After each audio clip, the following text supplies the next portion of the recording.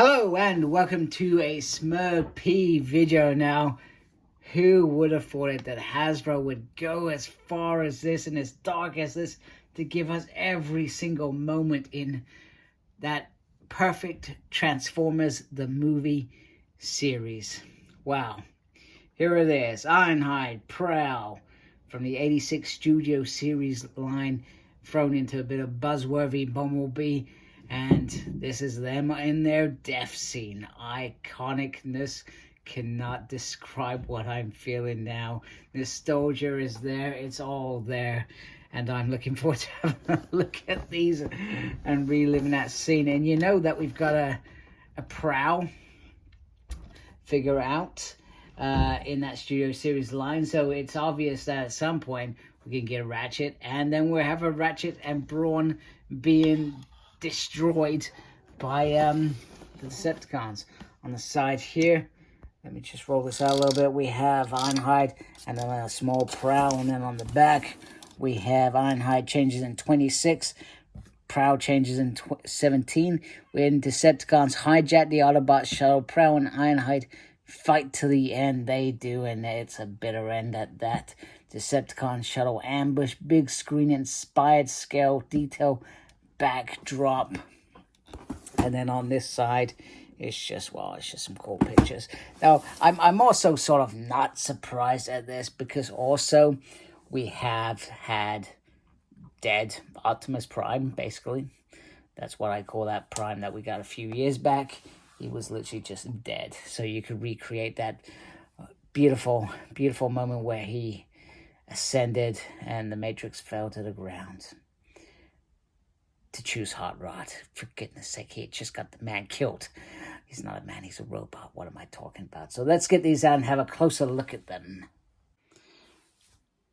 Okay, firstly, this set is brutal. I mean, it is brutal.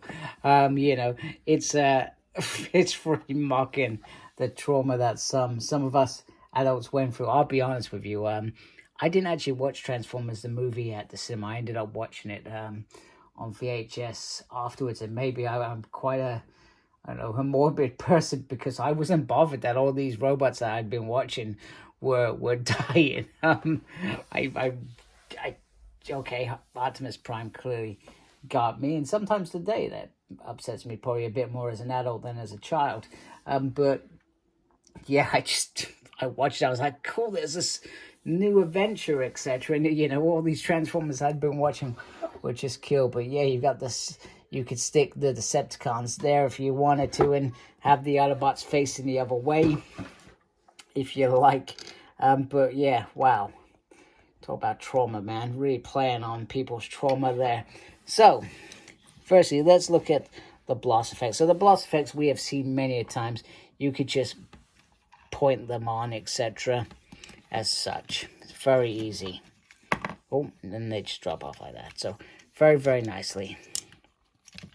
Now, let's look at Ironhide first. So, he's got a shad screen there, etc. And remember, probably difficult to do, when Megatron finishes him off, he literally blows his whole sort of body, top of his body off. I'm also impressed that he has two guns, because if I remember rightly, I could be wrong, he does swing around blasting two guns rather than the one that Brawn had. I feel like Prowl had one. I feel like Ratchet and Ironhide just certainly, they just went for it. Don't get me wrong, they didn't hit anything. I feel like if I was doing the movie, I feel like it would have been cool that a couple of Decepticons went down as well. Just a couple of randoms just thrown in there, like they do with the live films. They just throw in cannon fodder for Autobots to kill.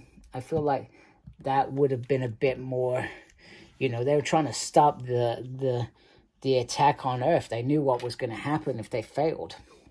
So, and they gave it their best shot. And we're talking about some real characters: Brawn, Prowl, Ironhide, Ratchet. You know, these are some Autobots that have probably been quite strong and determined, and if they got a couple, maybe it would have, you know, don't get me wrong, they still would have failed, but it just would have felt a bit more justified, I guess. So this is the new Ironhide mode, which we have already seen released. Sorry, apologies, we've already seen this released on here, and then they've just created this beautiful chest sculpt with damage. No other damage on there at all. There's the two classic guns. Got the nice man waist there. Beautiful detail throughout. And the good thing about this transformer, he doesn't have a surfboard to go with him. Literally, the transformation is all in one piece, which is great. So let's just look at articulation really very quickly, because we can. Head can go all the way around. Arm can do a 360 there. Can lift up like that. Has a single there. You have movement on the hand, but no hand articulation in terms of fingers, etc. He can turn all that all the way around. He can do the splits. This bit can lift up as well. If you want to bring this forward and back, you can do, entirely up to you. He has a swivel on the thigh. Single there, which is quite good. Now there is movement on the foot for articulation, so you get some real up and down there. Obviously more designed for the transformation, etc. There we go. That's beautiful. I love that. Love that. All right, let's go on to Prowl, whose death was sensational. I tell you what, if you're gonna die, you're gonna do it Prowl style. So first, I've added the little effect on it. In fact, I've added two effects on there because there's a couple of little points that you could take a moment for. Now, in terms of the face, he does have the open mouth. Now, what would have made that even special is if there was like a little effect of smoke just coming out of that throat, just to add to that trauma that we've all been through. It would have been just perfect, etc. Other than that, he's got some damage there, so it doesn't look as severe as what you've got on the Ironhide, but I do like the little bit of damage on here. And yeah, what a hell of a death that Prowl had. It just looks quality all the way through. I love the light colors. Now, I can't remember if we have had Prowl figures, but I don't think we've had one exactly this clean. So you could easily see them doing a normal release Prowl as well at some point. You know it's going to happen. And if I remember rightly, he comes with his little single gun, which he did use in that final battle. Yeah, iconic death, that is. So, articulation, head can go around, it can look up, can look down. You can do a 360 if you flip that car wing back, like so. Can lift up like that.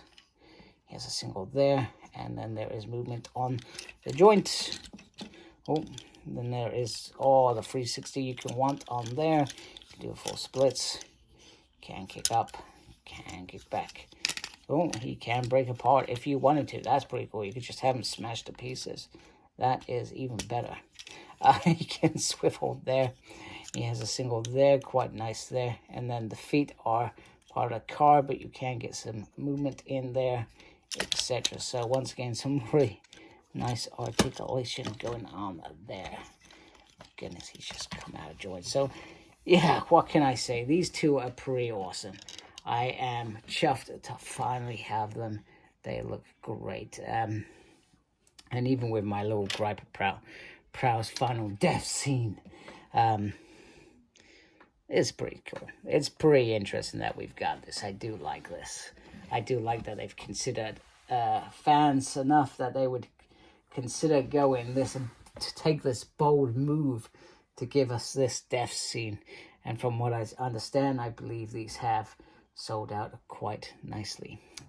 So anyway, I'm going to get them transformed so we can see them in the art mode before I wrap up my video.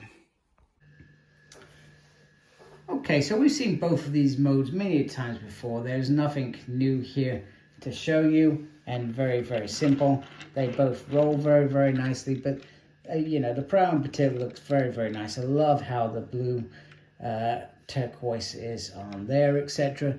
The transformations are easy enough as well with both of them. Kibble's very well hidden.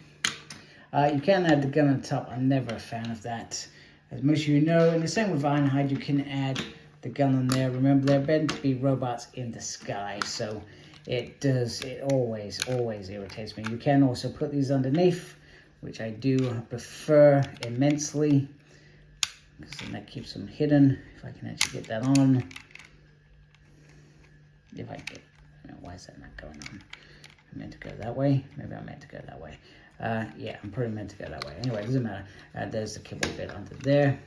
Once again, the way that they've done the Studio Series Ironhide is 10 times better than the original one. You can see some pins along here, and it doesn't always align perfectly, but a majority of the time it is spot on and just look cool.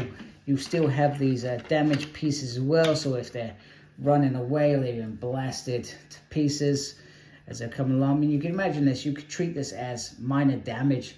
You know, he's just got a bit of damage. Same with the Ironhide, it's blasted the outer window sill off that part there. It's not, it could be deemed as not the end of the world, but it's entirely up to you how you perceive it. So there we go. So there they are.